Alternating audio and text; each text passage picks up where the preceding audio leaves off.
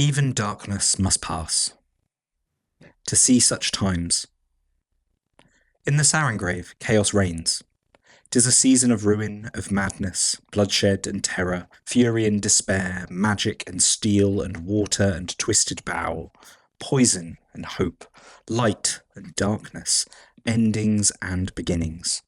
You can feel it in the air.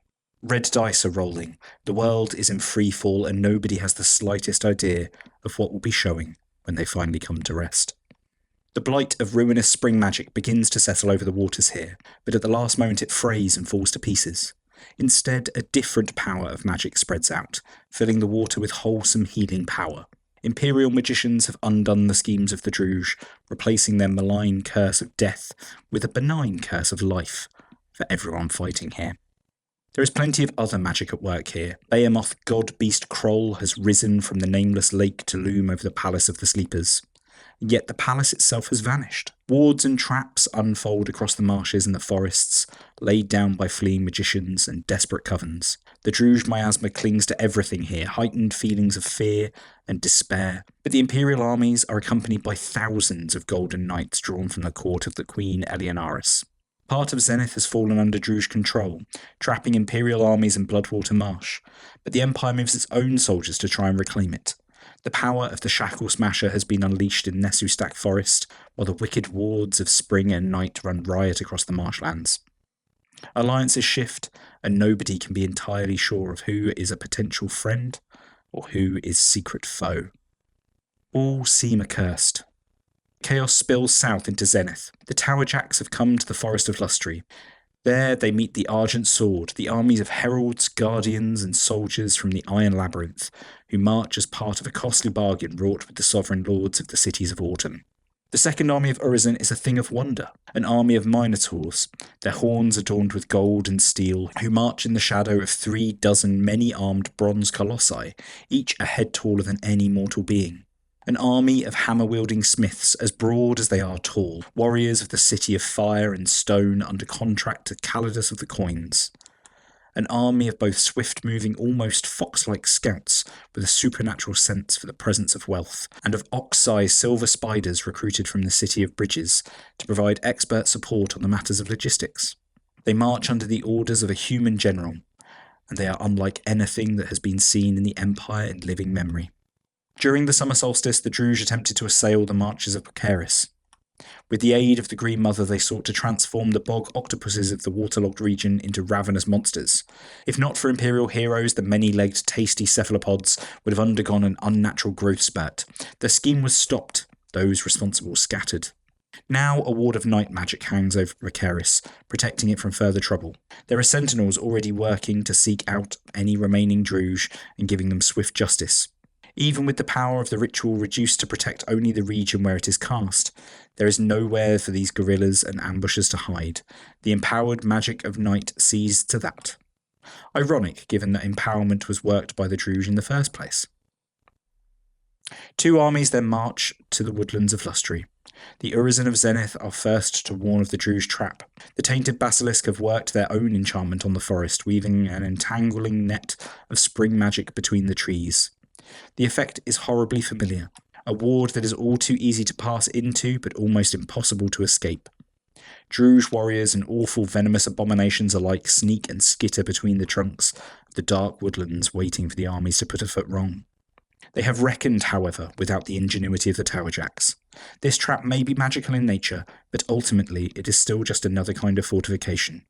There are safe paths here, as well as deadly ones.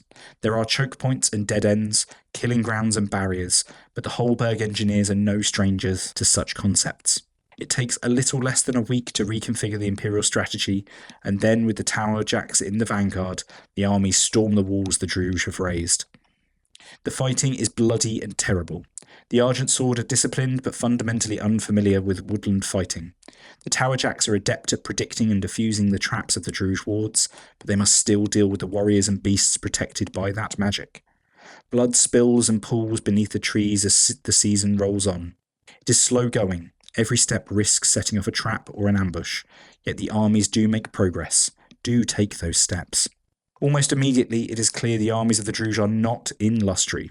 It is clear they are relying on their ward to hold back any Imperial counterattack, while the 6 armies that came down from the Thurunin have pressed into the Sarengrave, in the hope of slaughtering the Empire's soldiers in the southern Sarengrave. It might have worked. The ward is powerful, but the Tower Jacks make all the difference. They unravel the puzzle, match cunning for cunning, disable the traps, and break through the dead ends and barricades of writhing thorns. 10 days before the autumn equinox, news comes from the front. The armies of Urizen and the League have been victorious. Lustri is now in Imperial hands once more. So our path is laid. 6 armies of Druge, out of Thurunin, and fresh from the ruination of the Stork's gaze. Without exception, they hurl themselves into the fray, an overwhelming assault against the Bloodwater Marsh, and the Imperial army caught between their hammer, the twin anvils of the Valorn of Biantal Dol, and the colossal fortification of the Tower of the Skink. There is a desperation to their strategy. It seems that several of these armies are drawn from the septs of these marshlands. 6 armies, the Arrow Viper and the Thornborn, the Jagged Claws and the Hunting Scorpion, the Flame Beetle, and of course the Tainted Basilisk. They've pulled out all the stops, almost all of them bear an enchantment of spring magic that grants them the cunning of the predators coupled with a thirst for blood and mayhem found nowhere in the animal kingdom. The blessings of the Tainted Basilisk. They face just a single Imperial army, the Winter Sun, the rest having used rituals and other methods to join the armies in the north. The Winter Sun bear a strange enchantment of night magic, whose effects are not entirely clear at first. The Winter Sun focus on seeking out the native forties that might aid the Empire's plans. Battle erupts across Bloodwater Marshes again. The Empire fights against the desperate, furious Druge and their vicious enchantments. Like the Orcs, they are also caught between the hammers and anvils. From the southwest, 6 armies. To the east, the Tower of the Skink. To the north of them, the Valorn and the Feverwater.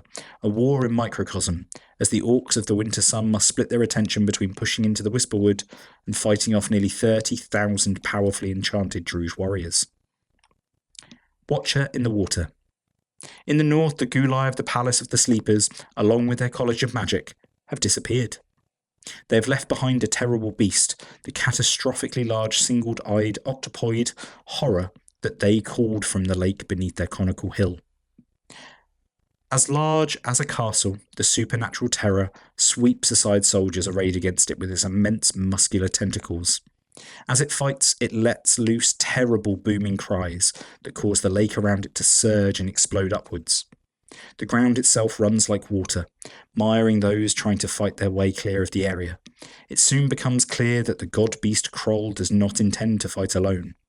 In answer to its thunderous call come hundreds upon hundreds of bog octopuses, not the tiny cephalopods that throng in the marshes of Precaris to the south, but full-grown beasts that sometimes rival an ox wagon in size.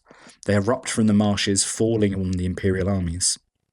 While they fight, the Druge forces battling to keep the Sarengrave fall back. They seek to take advantage of the confusion to flank the northern force.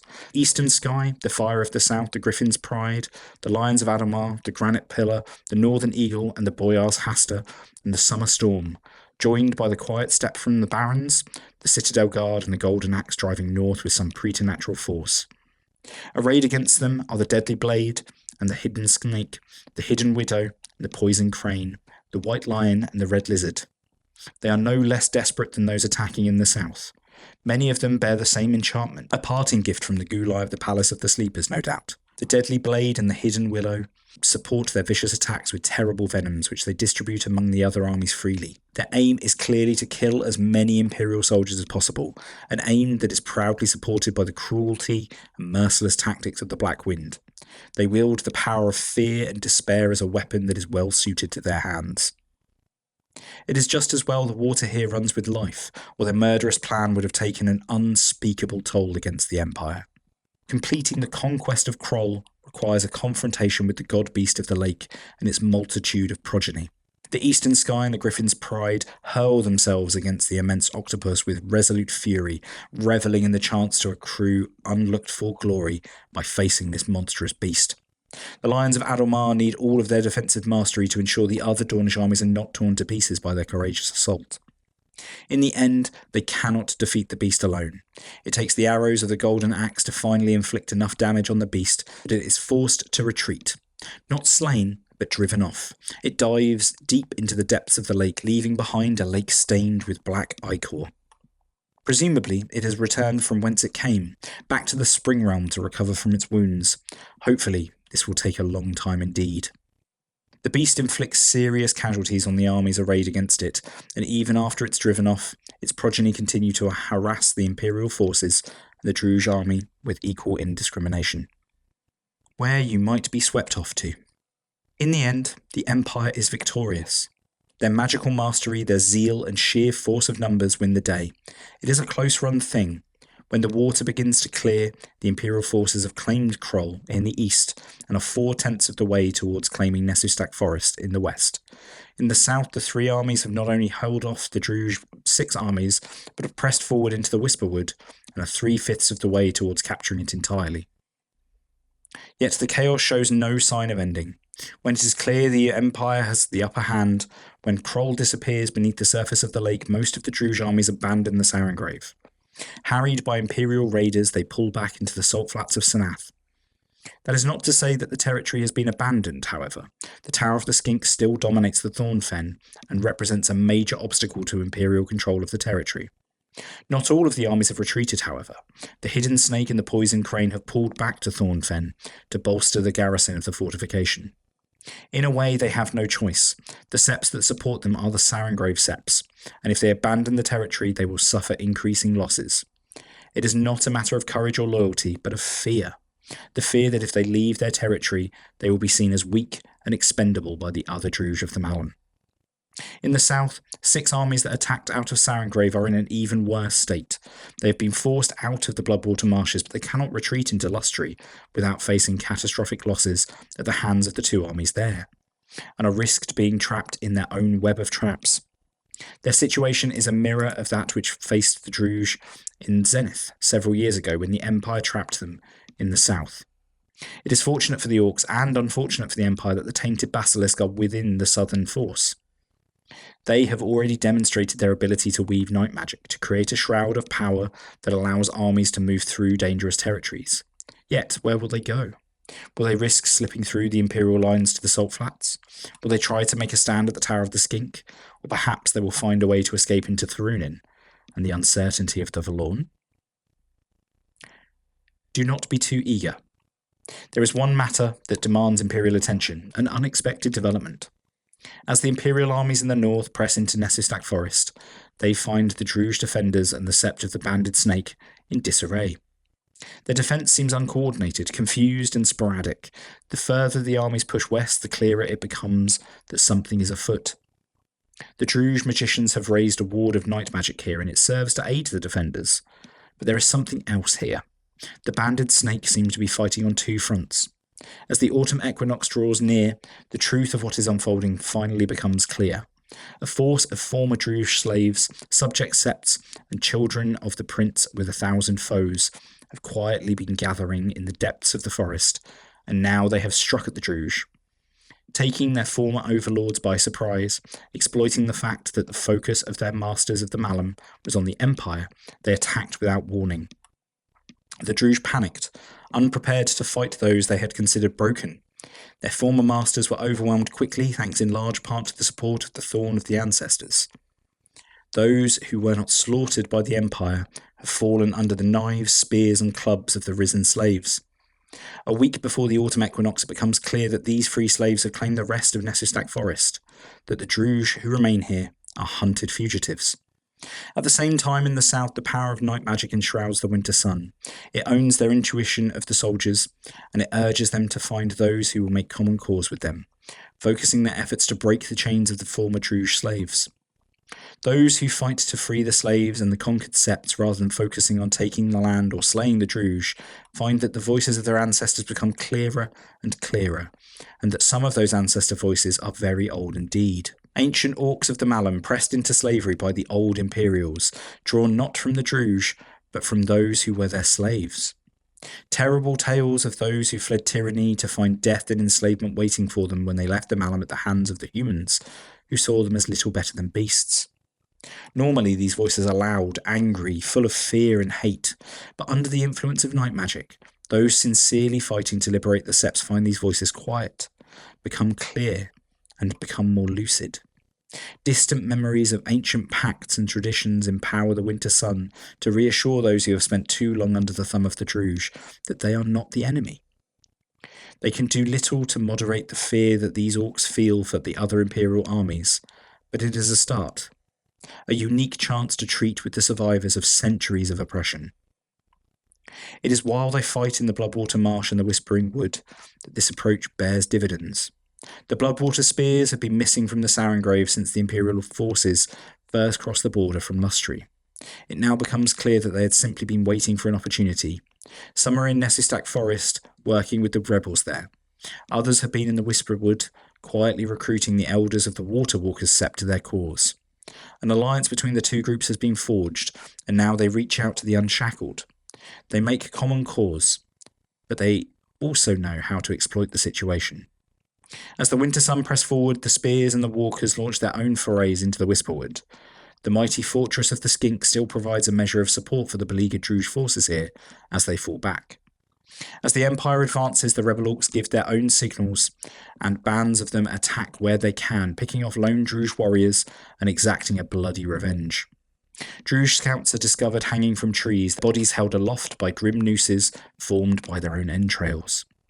Druge supply wagons burned, the bodies of the paymasters chained to the charred remains, corpses of Packard and Chickad warriors with their eyes and tongues torn out. Beneath the dark boughs of the Whisperwood, the waters of the Sarengrove seethe with a boiling fury, a thirst for vengeance that no amount of murder can slake. The Spears and the Walkers clearly have designs of their own in the Whisperwood, and they are far from friends of the Empire. But for the Druge, there is only the most pure and undiluted hatred.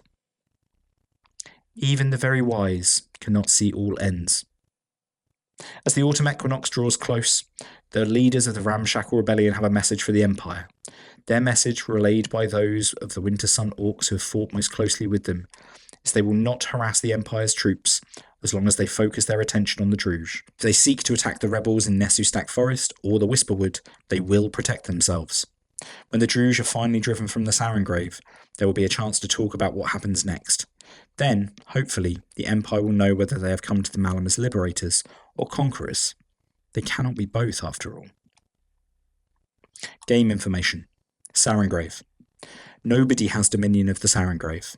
The Empire controls 3 regions, the Druge control 2 regions, the Valorn controls 1 region, the Rebels control 1 region. The Empire has claimed Kroll, and now controls that region along with the Turren Flats and Bloodwater Marsh. The Druge still hold the Tower of the Skink and the surrounding region of Thornfen, and for now they cling on in the Whisperwood. 2 armies, the Poison Crane and the Hidden Snake, are still in Thornfen, bolstering the fortification here. The other Druge armies in the north have abandoned the territory and withdrawn into the Salt Flats of Sanath. The Palace of Sleepers appears to have disappeared. It is not clear if this is a permanent disappearance, a transportation of some kind similar to that used to try and protect the Halls of Knowledge, or simply a shroud. It is also not clear what this will mean for the Tainted Basilisk, who rely on the palace and its associated Gulai and the Septs to support their army. Rebel Orcs. Rebellious former slaves of the Druge claim the Nessustak Forest. Some of the rebellious Orc faction are Water Walkers, who have been recognised as foreigners by the Senate. Last season's enchantment on the Nessustak Forest, placed by Imperial magicians, seemed to have empowered Irahara to throw his entire weight behind these rebels. And that region is now in the control of rebellious Sarengrave Septs. Supported by Irahara, they have launched a surprise attack. With the Druge armies cut off from the region by Imperial invasion, the Bloodwater Spears, the Water Walkers and an unknown Sept have taken the opportunity to overthrow the Druge here, butchering the handful of remaining Tepal and their guards to seize control. It seems the rebels would like to have pulled off the same in the Whisperwood. There the going is much harder, with Druge armies based in the Thornfen defending fiercely. If the Druge abandon the territory completely, or are forced out of the Thornfen, it is possible that the rebels could claim more of the territory. The Empire has made serious inroads into Nessustak, 2/5 towards claiming it, and the Whisperwood, 3/5 towards claiming it. With Nessustak falling into the control of the rebels, it is impossible to take any more of the region without fighting and killing the rebel orcs that have been risen up and replaced the Druge here. and the Senate recently recognised the Water Walkers as foreigners. The Whisperwood is a simpler prospect. The Empire could seize control of it by driving the Druge out if they continue as they are. The rebels show no signs of trusting or liking the Empire. There has been contact with the Winter Sun, but the most it has achieved thus far is an agreement not to attack each other. The rebels won't share what knowledge they have, and they don't have the force of arms to attack the Tower of the Skink. It is not clear if there is a basis to negotiate. They appear to want the Sarengrave for themselves and for their fellows, rather than see it conquered by the Empire. At the moment, their ability to do so is limited due to their lack of anything approaching an Imperial army in strength. But if they got control of the Finger of the Devourer in the Whisperwood, it would be dangerous to assume they cannot find a way to make an army. Disaster in the south. 6 Druge armies are fighting on the border between Zenith and Sarengrave. Their disposition depends on what happens during the autumn equinox. The 6 armies in the south of the Sarengrave have nowhere to go. They've been driven out of the Sarengrave but cannot withdraw into a safe region.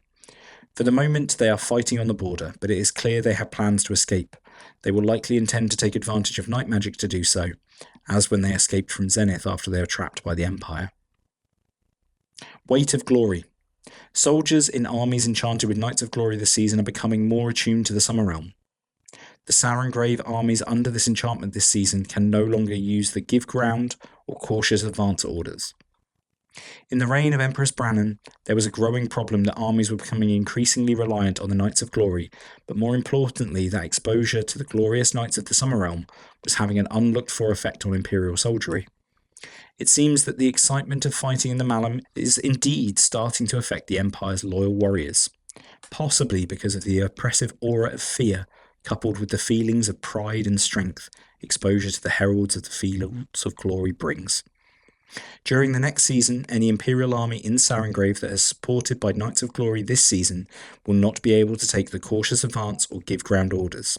The General issues such an order, it will default to balanced attack or solid defence instead. This effect persists until the army in question has spent an entire year without experiencing the Knights of Glory enchantment. It may be possible to ameliorate this effect by other means, but it is not quite clear how this might be done. The National Virtue Assemblies of the Imperial Synod may be able to assist in this matter, perhaps with a suitably worded statement of principle. Magicians working with the armies point out that this is not something the heralds or their internal mistress are actively doing. It is rather a side effect of extended exposure to the enchantment, and to the magical warriors it summons, possibly compounded by the terrible auras of fear that hang over the Malum. Eleonaris is not able to stop doing this, because she and her soldiers are not actually doing anything to make this happen. Participation. Citadel and Sky. Characters whose military unit supported the Citadel Guard or the Eastern Sky receive a potent boon. The Knights of Glory are powerful soldiers summoned from the Summer Realm and often influence the mortal soldiers they fight alongside, especially when the army and its orders are in sync with their mistress Eleonaris. The Eastern Sky engaged in a triumphant charge against the Druge this season. The Citadel Guard drew on a unique summer magic to empower their own strategy. In both cases, the summoned knights enthusiastically and vocally supported their actions and threw themselves joyously into battle against the Druge. The captain of any military unit that fought alongside either the Eastern Sky or the Citadel Guard begins the autumn equinox with an enchantment, Glory to the Sovereign. This gives them 2 ranks of endurance and the ability to call Cleave twice each day when wielding a one-handed weapon, a one-handed spear, a great weapon, or a polearm with which they are proficient. As well as the game benefits, this aura creates a role-playing effect. You feel a strong urge to do great deeds that will make you the centre of attention, and you take particular pleasure in approval and adulation. You particularly want to do things that will make you be seen as worthy, strong, and powerful warriors. Being overlooked or dismissed may cause you to lose your temper. The boon can be removed as normal, overwritten with a new enchantment, and will have faded by the start of the winter solstice. Other Knights. Characters whose military units fought alongside any other army enchanted with the Knights of Glory in the Sarengrave receive a different benefit. Knights of Glory also fought alongside the Fire of the South, Golden Axe, Griffin's Pride, Lions of Adamar, Northern Eagle, and the Granite Pillar.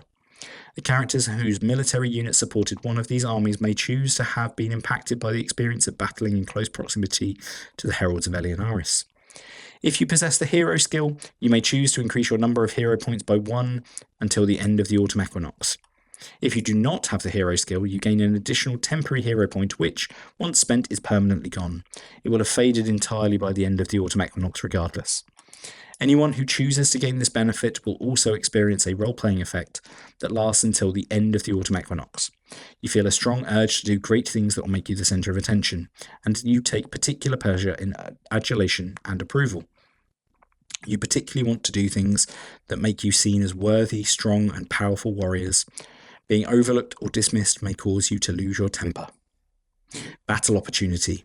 To deal out death in judgment. Imperial prognosticators have identified a major conjunction of the Sentinel Gate, which seems to open to the Whisperwood.